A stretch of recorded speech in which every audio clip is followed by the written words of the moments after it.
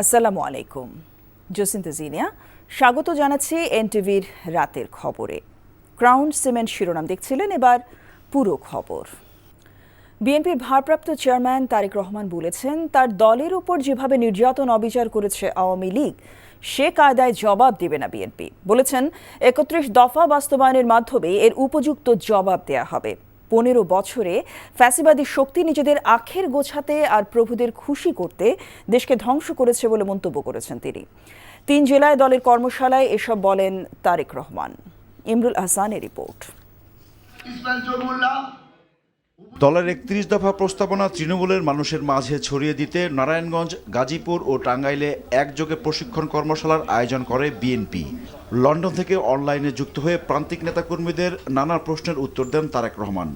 আগামী জাতীয় নির্বাচন কঠিন হবে মন্তব্য করে মানুষের আস্থা ধরে রাখতে কাজ করার আহ্বান জানান তিনি।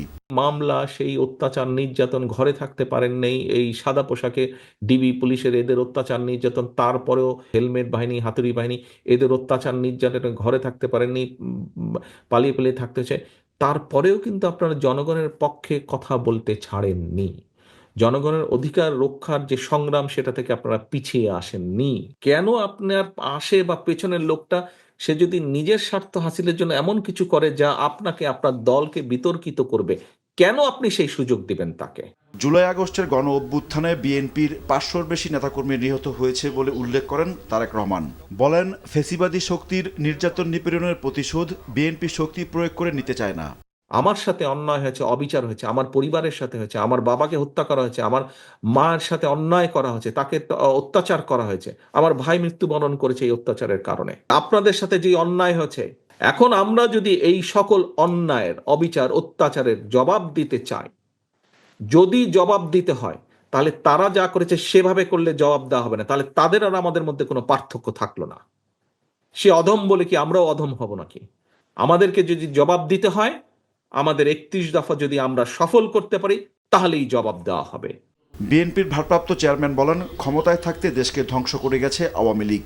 ১৫ বছর, ১৬ বছর ধরে যারা শুধু নিজেদের স্বার্থ হাসিলের জন্য, নিজেদের আখের গোছানোর জন্য, তাদের প্রভু, ভিনদেশে যে তাদের প্রভু, তাদেরকে খুশি করার জন্য যেভাবেই বলি না কেন, দেশটাকে সম্পূর্ণ ধ্বংস করে দিয়ে গিয়েছে। সেটি অর্থনৈতিকভাবে হোক, সেটি প্রশাসনে হোক, সেটি দেশের শিল্প, ব্যবসা, বাণিজ্য, দেশের ঐতিহ্য, শিক্ষা, যাই বলি না কেন, দেশের স্বাস্থ্য ব্যবস্থা, সবকিছুকে ধ্বংস করে দিয়ে গেছে। দেশের গণতন্ত্রের বিরুদ্ধে দেশি বিদেশি চক্রান্ত চলছে বলেও মন্তব্য করেন Tarique Rahman. Imrul Ahsan, NTV news, Dhaka.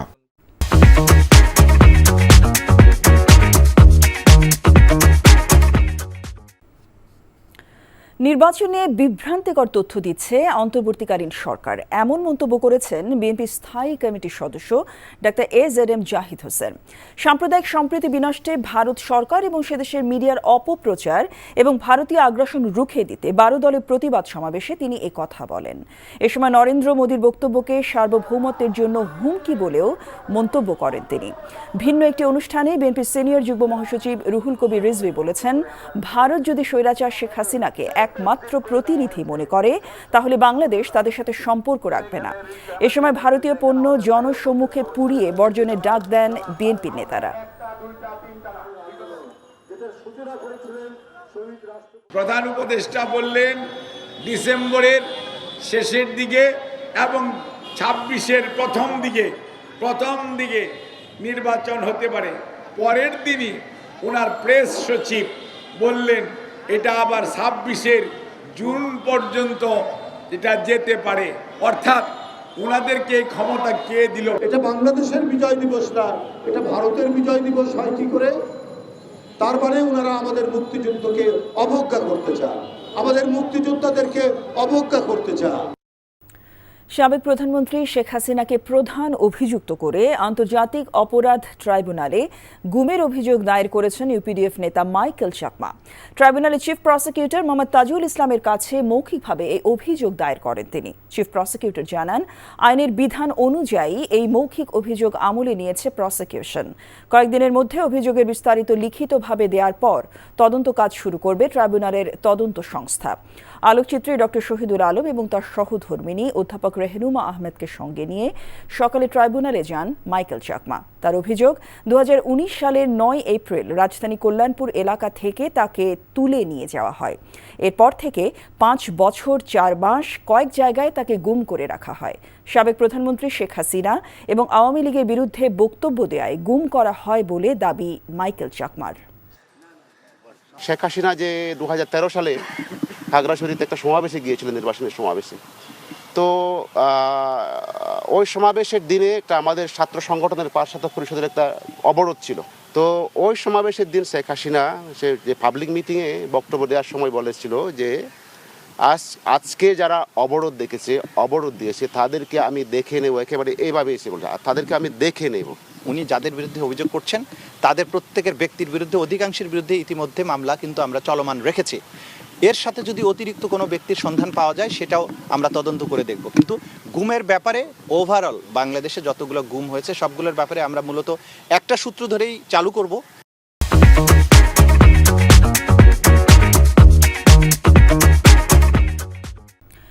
D8 সম্মেলনে যোগ দিতে কায়রোতে অবস্থানকালে দেশটি পাবলিক বিজনেস সেক্টর মন্ত্রী এবং মালয়েশিয়ার উচ্চশিক্ষা বিষয়ক মন্ত্রীর সাথে বৈঠক করেছেন প্রধান উপদেষ্টা ডক্টর মোহাম্মদ ইউনূস।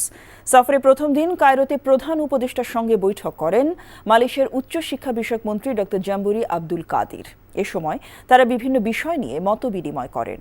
এর আগে স্থানীয় সময় বুধবার বেলা 11টায় কায়রো আন্তর্জাতিক বিমানবন্দরে ডক্টর মোহাম্মদ ইউনূসকে স্বাগত জানান মিশরের পাবলিক বিজনেস সেক্টর মন্ত্রী মোহাম্মদ শিমি। পরে মন্ত্রীর সঙ্গে সংক্ষিপ্ত বৈঠক করেন প্রধান উপদেষ্টা। আগামীকাল কায়রোতে আল আজহার বিশ্ববিদ্যালয়ে ভাষণ দেবেন অধ্যাপক মোহাম্মদ ইউনূস। পরদিন শুক্রবার তিনি D8 অর্গানাইজেশন ফর ইকোনমিক কোঅপারেশনে যোগ দেবেন, যা D8 শীর্ষ সম্মেলন নামে পরিচিত। এই সম্মেলনের ফাঁকে তুরস্কের প্রেসিডেন্ট রিসেপ তাইপ এরদোয়ান সহ কয়েকটি D8 সদস্য রাষ্ট্রের সরকার প্রধানদের সঙ্গে দ্বিপাক্ষিক বৈঠক হওয়ার কথা রয়েছে। এর আগে মঙ্গলবার মধ্যরাতে হযরত শাহজালাল আন্তর্জাতিক বিমানবন্দর থেকে মিশরের উদ্দেশ্যে ঢাকা ছাড়েন প্রধান উপদেষ্টা। প্রধান বিচারপতি সৈয়দ রেফাত আহমেদ বলেছেন, বিচারপতিদের কাজ শুধু বিচার করা, রায় দেয়া নয়। বিচারপতিদের জনগণের আশা আকাঙ্ক্ষার প্রতিফলনকে গুরুত্ব দিতে হবে। বুধবার সুপ্রিম কোর্ট দিবসের আলোচনা সভায় প্রধান অতিথির বক্তব্যে এসব কথা বলেন দেশের প্রধান বিচারপতি। আপিল বিভাগের জ্যেষ্ঠ বিচারপতি আশফাকুল ইসলামের সভাপতিত্বে বক্তব্য রাখেন attorney general Mohammad Asaduzzaman, supreme court আইনজীবী সমিতির সভাপতি ব্যারিস্টার মাহবুব উদ্দিন খোকন এবং হাইকোর্ট বিভাগের বিচারপতি AKM আসাদুজ্জামান। অনুষ্ঠানে প্রধান বিচারপতি বলেন, স্বাধীন বিচার বিভাগ নিশ্চিত করার জন্য পৃথক সচিবালয় গঠন করা অতি দ্রুত প্রয়োজন। বিচারপতিদের সাংবিধানিক বাধ্যবাধকতা এবং আইনি সীমাবদ্ধতার মধ্যেই দেশের মানুষের ন্যায় বিচার প্রতিষ্ঠা করতে হবে। Ensuring a fair, independent and non-political mechanism for judicial accountability. By reinstating the Supreme Judicial Council, we have reaffirmed our commitment to institutional autonomy and safeguard the integrity of the judiciary from undue influence even from the legislative branch of the state. City corporation পৌরসভার জনপ্রতিনিধিদের ঢালাওভাবে অপসারণ যৌক্তিক মনে করে না বৈষম্য বিরোধী ছাত্র আন্দোলন এবং নাগরিক কমিটির নেতারা। আমলাদের ওপর অতিরিক্ত দায়িত্ব দিয়ে স্থানীয় সরকার চালানো সম্ভব না বলে মনে করেন নাগরিক কমিটির মুখ্য সংগঠক সার্জিস আলম এবং বৈষম্য বিরোধী ছাত্র আন্দোলনের আহ্বায়ক হাসনাত আবদুল্লাহ। নিয়ামুল আজিজ সাদেকের রিপোর্ট। 5 আগস্ট ছাত্র জনতার অভ্যুত্থানের পর স্বৈরাচার আমলের একদলীয় নির্বাচনের যুক্তি দেখিয়ে বাতিল করা হয় সব সিটি কর্পোরেশন ও পৌরসভার জনপ্রতিনিধিদের পদ। আমরা আপনাদের সাথে আছি। আপনাদেরকে যারা ভুল বুঝিয়েছে, আপনাদের প্রশাসনের লোকেরা ভুল বুঝিয়েছে। জাতীয় সরকার কখনোই উন্নয়ন করতে পারে না স্থানীয় সরকার প্রতিনিধিদের পিছনে। তাদের বক্তব্য সমর্থন করে নাগরিক কমিটির মুখ্য সংগঠক বলেন, 3 কোটি মানুষের প্রতিনিধিত্বকারীদের সবাইকে বাদ দেয়া যৌক্তিক হয়নি। আপনি জনপ্রতিনিধি বা কাউন্সিলর নামেই দেন আর প্রশাসক নামেই দেন, যারা জনগণের ভোটে ব্যান্ডেড নিয়ে প্রকৃতপক্ষে নির্বাচন হয়েছিল তাদেরকেই যেন সেখানে দেওয়া হয়। যেই 3 কোটি মানুষ ফেসিবাদের বিপক্ষে গিয়ে আপনাদের পক্ষে অবস্থান নিয়েছিল, আজকে যদি আপনাদেরকে সরিয়ে দেওয়া হয় তাহলে তাদের সেদিনের অবস্থানটাকে ভুল প্রমাণ করা হয়। এবি পার্টি যুগ্ম সদস্য সচিব বলেন, ছাত্র জনতার আন্দোলনে সক্রিয় স্থানীয় প্রতিনিধি ও এলাকার গ্রহণযোগ্য লোক নিয়ে কমিটি করে সমস্যার সমাধান হতে পারে। রাষ্ট্র যত ন্যায্য কারণেই হোক কোনো সিদ্ধান্ত নেয়, রাষ্ট্রকে তার রিপ্লেসমেন্ট সেবার মেকানিজমটা আগে তৈরি করতে হয়। রিপ্লেসমেন্ট বসাইছেন কাদেরকে? আমলাদেরকে না? এই আমলারা রাইতে ভোট করছে না? এই আমলারা প্রত্যেককে 35 লাখ 40 লাখ টাকা করে 50 লাখ টাকা করে টাকা ক্যাশ দিচ্ছে না 2018 সালে? বিষয়টি সমাধানে দ্রুত পদক্ষেপ নিতে স্থানীয় সরকার উপদেষ্টার সঙ্গে আলাপের আশ্বাস দেন তারা। Niamul Aziz Sadek, NTV news, Dhaka. বিগত সময়ে বায়ু দূষণ নিয়ন্ত্রণে কোনো কাজ হয়নি উল্লেখ করে পরিবেশ, বন ও জলবায়ু পরিবর্তন বিষয়ক উপদেষ্টা সৈয়দ রিজওয়ানা হাসান বলেছেন, বায়ু দূষণ সমস্যা রাতারাতি সমাধান করা যাবে না। দূষণ রোধে সরকার কাজ করছে জানিয়ে উপদেষ্টা দায়িত্ব নিলেও দায় নিতে অস্বীকৃতি জানান। দুপুরে রাজধানীর রমনায় বিস অডিটোরিয়ামে global climate negotiation challenges and priorities for Bangladesh শীর্ষক সেমিনারে এসব কথা বলেন তিনি। এ সময় দেশের বায়ু দূষণের 30% জন্য প্রতিবেশী দেশকে দায়ী করে রিজওয়ানা হাসান আরও বলেন, বায়ু দূষণ নিয়ন্ত্রণে গঠিত টাস্কফোর্স আগামী শনিবার থেকে কাজ শুরু করবে। এছাড়া জলবায়ু তহবিল নিয়ে উন্নত বিশ্বের অনাগ্রহের বিপরীতে নিজেদের সক্ষমতা বৃদ্ধির কোনো বিকল্প নেই বলেও মন্তব্য করেন পরিবেশ উপদেষ্টা। জলবায়ু পরিবর্তনের ফান্ডটা নিয়ে যেহেতু আমরা নতুন করে দায়িত্ব নিয়েছি, আমরা যদি ওই আগের গাইডলাইনটা, যেটার কারণে আসলে অনেক অপ্রাসঙ্গিক অপ্রয়োজনীয় প্রকল্প আমরা বাতিল করতে পেরেছি, যদি আমরা সত্যি মনে করি যে আমাদের বেশি টাকাই অ্যাডাপ্টেশনে যাওয়া দরকার, আমরা সেটা করব। যে আমরা মিনিস্ট্রিকে অ্যাক্টিভিজমের জায়গায় দেখতে চাই। এনভায়রনমেন্ট মিনিস্ট্রি তো টিপিক্যাল ব্যুরোক্রেটিক মিনিস্ট্রি হলে চলবে না, তাকে অ্যাক্টিভিজমে যেতে হবে। সৌদি আরবের বাদশাহ সালমান মানবিক সহায়তা ও ত্রাণ কেন্দ্রের অর্থায়নে বাংলাদেশে বন্যা ও ঘূর্ণিঝড়ে ক্ষতিগ্রস্তদের মাঝে খাদ্যচুরি বিতরণ ও ঘর নির্মাণ কর্মসূচির উদ্বোধন করা হয়েছে। দুপুরে ঢাকাস্থ রাজকীয় সৌদি দূতাবাসে এই অনুষ্ঠানের আয়োজন করা হয়। এ সময় সৌদি রাষ্ট্রদূত ইসা বিন ইউসুফ আদ-দুহাইলান বলেন, বাংলাদেশে প্রাকৃতিক দুর্যোগে আক্রান্তদের পাশে দাঁড়ানোর মাধ্যমে দুই দেশের মধ্যকার সম্পর্ক আরও সৌহার্দ্যপূর্ণ হবে। এই সহায়তার মাধ্যমে বন্যা দুর্গত এলাকায় মোট 6,195টি খাদ্য ঝুড়ি বিতরণ এবং 9 জেলায় মোট 630টি ঘর নির্মাণের উদ্যোগ গ্রহণ করা হয়েছে। প্রতিটি খাদ্য ঝুড়িতে 10 কেজি চাল, 7 কেজি মসুর ডাল, 3 লিটার ভোজ্য তেল, 3 কেজি চিনি ও 1 কেজি লবণ সহ মোট 24 কেজি খাদ্য সামগ্রী থাকবে। আকিজ মোটরসের উদ্যোগে ঢাকার তেজগাঁওয়ে আকিজ সেন্টারে অনুষ্ঠিত হয়ে গেল বৈদ্যুতিক যানবাহন ও গতিশীলতা শীর্ষক ব্যবসায়িক সম্মেলন 2024। সম্মেলনের মূল উদ্দেশ্য ছিল বৈদ্যুতিক যানবাহনের ব্যবহার ও নিরাপত্তা সংক্রান্ত বিষয়গুলো তুলে ধরা এবং ভবিষ্যতে বাংলাদেশে বৈদ্যুতিক যানবাহনের সম্ভাবনার বিষয়ে আলোচনা করা। সবার জন্য গাড়ি এই স্লোগানে আকিজ মোটরস বৈদ্যুতিক যানবাহন ব্যবহারের জন্য সবাইকে উৎসাহিত করছে, যা পরিবেশের জন্য খুবই উপযোগী। ব্যবসায়িক সম্মেলনে প্রধান অতিথি ছিলেন এফবিসিসিআই এর অ্যাডমিনিস্ট্রেটর মোহাম্মদ হাফিজুর রহমান। বিশেষ অতিথি ছিলেন আকিজ মোটরস এর সিইও শেখ আমিন উদ্দিন।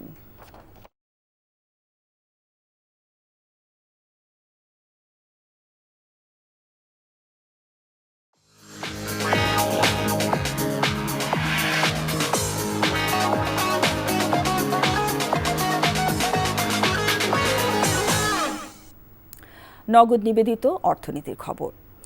দেশে ইসলামী ধারার ব্যাংকগুলোকে আওয়ামী লীগ সরকার টার্গেট করে ধ্বংস করে দিয়েছিল উল্লেখ করে আইন, বিচার ও সংসদ বিষয়ক এবং প্রবাসী কল্যাণ উপদেষ্টা ডক্টর আসিফ নজরুল বলেছেন, অন্তর্বর্তী সরকার দায়িত্ব নেওয়ার পর দেশে 26% বৃদ্ধি পেয়েছে রেমিটেন্স প্রবাহ। আন্তর্জাতিক অভিবাসী দিবস এবং জাতীয় প্রবাসী দিবস উপলক্ষে রাজধানী ওসমানী মিলনায়তনে আয়োজিত এক অনুষ্ঠানে কথা বলেন তিনি। অনুষ্ঠানে বিশ্বের বিভিন্ন দেশে থাকা প্রবাসী বাংলাদেশিদের সিআইপি অ্যাওয়ার্ড দেওয়া হয়, যারা রেমিটেন্স পাঠিয়ে অবদান রাখছেন জাতীয় অর্থনীতিতে। এ সময় যুব, ক্রীড়া ও এলজিইডি উপদেষ্টা আসিফ মাহমুদ সজীব ভূঁইয়া ছাত্র জনতার গণ অভ্যুত্থানে প্রবাসীদের অবদানের কথা তুলে ধরে প্রবাসীদের বিভিন্ন সমস্যা সমাধানের দাবি জানান। ফ্যাসিস্ট হাসিনা সরকার লুট করার জন্য বেছে নিয়েছিল ইসলামী ব্যাংকগুলোকে। বাংলাদেশে সবচেয়ে শক্তিশালী ছিল ইসলামী ব্যাংক সহ অন্যান্য ইসলামী ধারার ব্যাংকগুলো। এই ব্যাংকগুলোকে টার্গেট করে দুর্বল করে দেওয়া হয়েছিল। দায়িত্ব নেওয়ার পরে পূর্ববর্তী বছরে এই সময়ের তুলনায় আমাদের রেমিটেন্স 26% বৃদ্ধি পেয়েছে। আইনের তোয়াক্কা না করে, ভবিষ্যৎ কি হবে সেটা না ভেবে প্রবাসী ভাইয়েরা আমাদের জন্য কিভাবে দাঁড়িয়েছেন এবং ঝাঁপিয়ে পড়েছেন এবং শেষে জেল জুলুমের শিকার হয়েছেন। আজকের এই দিনে তাদেরকে গভীরভাবে স্মরণ করতে চাই এবং শ্রদ্ধা জানাতে চাই। ডিজিটাল ফিন্যান্স সেবার উন্নয়নে গুরুত্বপূর্ণ অবদান রাখায় 30 পার্টনার প্রতিষ্ঠানকে ইস্টার্ন ব্যাংকের পক্ষ থেকে সম্মাননা জানানো হয়েছে। মঙ্গলবার সন্ধ্যায় রাজধানী বঙ্গবন্ধু আন্তর্জাতিক সম্মেলন কেন্দ্রে আয়োজিত ইবিএল ডিজিটাল এক্সেলেন্স সামিটে এ সম্মাননা দেওয়া হয়। ব্যাংকে গ্রাহক সেবায় ডিজিটাল রূপান্তরের ক্ষেত্রে পার্টনারদের সঙ্গে নিয়ে অর্জিত সম্মিলিত সাফল্যকে উদযাপন করে ইস্টার্ন ব্যাংক। অনুষ্ঠানে partners in progress, excellence in business এবং এনাবলার অফ এক্সেলেন্স এই 3 ক্যাটাগরিতে পার্টনারদের পুরস্কৃত করে ইবিএল। এ সময় ব্যাংকটির ব্যবস্থাপনা পরিচালক ও প্রধান নির্বাহী আলী রেজা ইফতেখার বলেন, পার্টনারদের সম্মাননা জানানোর মাধ্যমে সহযোগিতা, উদ্ভাবন এবং এক্সেলেন্সের প্রতি দৃঢ় অঙ্গীকার প্রতিফলিত হয়েছে। অনুষ্ঠানে ব্যাংকের পার্টনার ও মার্চেন্ট সহ দেশের ডিজিটাল অঙ্গনে শীর্ষস্থানীয় প্রতিষ্ঠানের প্রতিনিধিরা উপস্থিত ছিলেন। নতুনত্ব ও চমক দিয়ে বড় পর্দায় হাজির হচ্ছেন ঢাকাই cinema megastar Shakib Khan. Gangster বেশে বরবাদ ফার্স্ট লুকেই চমক দেখালেন তিনি। আসছে ঈদুল ফিতরে বাংলাদেশ সহ বিশ্বব্যাপী মুক্তি পাবে বরবাদ সিনেমাটি। বুধবার দুপুরে রাজধানীর একটি হোটেলে জমকালো এক আয়োজনে পোস্টারটি প্রকাশ হয়। সিনেমাটি পরিচালনা করেছেন মেহেদী হাসান হৃদয়। অনুষ্ঠানে শাকিব খান বলেন, সিনেমাটি তার আগের সব ছবিকে ছাপিয়ে যাবে। অনুষ্ঠানে শাকিব খান ছাড়াও উপস্থিত ছিলেন প্রযোজনা প্রতিষ্ঠান রিয়েল এনার্জির স্বত্বাধিকারী শেহরিন আক্তার, অভিনয় শিল্পী বিদ্যা সিনহা মিম, সিয়াম আহমেদ, শবনম ফারিয়া, দিঘি সহ অন্যরা। এই ছিল রাতের খবরে। এই খবরের ভিডিও সহ আপডেট জানতে ভিজিট করুন এনটিভি অনলাইন www.ntvbd.com। এছাড়াও এনটিভি জনপ্রসব অনুষ্ঠান ও খবরের আপডেট জানতে ভিজিট করুন আমাদের ইউটিউব ভেরিফাইড ফেসবুক পেজ। রাত 1টায় মধ্যরাতের খবর দেখার আমন্ত্রণ রইল। সবাইকে ধন্যবাদ। শুভরাত্রি।